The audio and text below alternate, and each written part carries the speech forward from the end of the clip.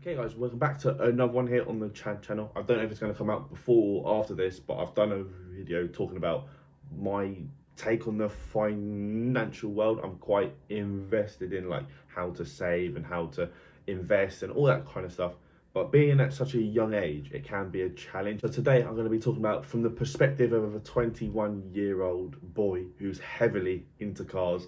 I'm going to be talking about my advice and the best way to save, because I know it is easier said than done. We all need savings, we all need like some sort of like emergency fund, but that food looks nice and then cars look nice, and before you know it, you've spent everything. So I'm going to be talking about my advice. I've had a good amount in my bank and I've had not so much in my bank. I'm going to be talking about the whole thing and what I've learned to keep the good amount. This probably would apply to all ages, but obviously I'm a young boy. It doesn't matter if you're a boy or girl. What I'm trying to say is this is aimed at like the mid to young 20s, because I think, in my opinion, that's the hardest time to save. You don't know what your goal is in life. You've probably not got a great job that pays well. You've probably not got the job that you'll end up with. You're trying to get cool cars to show off to your friends, and we're going to be talking about all that today. The first thing anyone would say is don't spend. You have to save. Stop spending. In the real world, it doesn't work like that. Your friends go out and then you might want to buy something, or something goes wrong on the car, which we'll talk about, and you have to spend. So my advice is buy better quality, or if applicable, buy in bulk. Now, what I mean by that is, for example, toilet roll. Buy them in bulk because it's cheaper. But chances are, if you're 20, you ain't buying toilet roll. You're buying drinks and drugs. It's not really my place to say, don't do this, don't do that. My only advice, if you're open-minded to change, is cut down. I know it's so much easier said than done to just say, just stop everything. If you can stop everything, yes. But in the real world, is that going to happen? Probably not. So I will say, where it applies, cut down, buy better quality so you aren't buying it as often, kind of thing. Or where it does apply, buy it in bulk so it's cheaper per like item, if that makes sense. As I said, if you can cut down, or just stop. As I said, if you can stop, but I don't think that's going to happen. So just try and cut down, try and buy better quality. Maybe don't go out drinking every week, maybe like every other week. I know that sounds like not a big change, but that's half the cost. So habits die hard, I do know that, and at such a young age you're always trying to keep up with your friends and everything, but my one advice would be to cut down or stop. The second thing that I would say, and I've done, and it's helped me massively, so it would get to the end of the month. Let's say you've made £1,000 a month and you've spent £700, you then spent £100 on shoes, £50 on clothes, you've got £150 spare. You then put that into the savings. Done. I've saved. In my experience, that is quite bad. The reason I say that is because 1 month you might have £100, 1 month you might have £500, 1 month you might have not a penny left. And putting what you have spare into savings is never good. It's inconsistent. It's hard to like plan out a path, which we will talk about. My advice would be put in a set amount each month. Almost see it as like a bill. So rather than having £100 spare, I'll put that into my savings. You should have £100 spare. That's now mine to spend. I've done my bills. I've done my savings. I've done everything that comes out. I've now got this amount left, which is now spare, which is what I've done for the last 2 years. And it has truly changed the way I save. My savings was all over the place. Some weeks it would be some months, it would be amazing. Other months it would be a bit flat.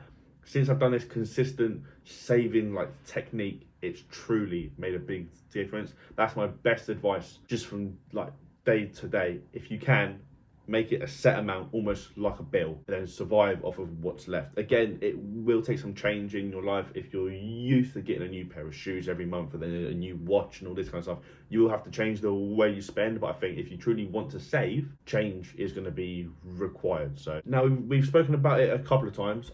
Don't get disheartened when like bills come along. So let's say the clutch on your car goes, you have to pay for that. Yes, that will set you back, because chances are it will come out of your savings. That is the harsh part of it. And in a perfect world, we would all say we wouldn't ever dip into it and then we'd get a house or the car or whatever it may be. But in the real world, it doesn't work like that. Things go wrong, the boiler goes wrong, you do need a new pair of shoes because you'll start talking, your car goes wrong.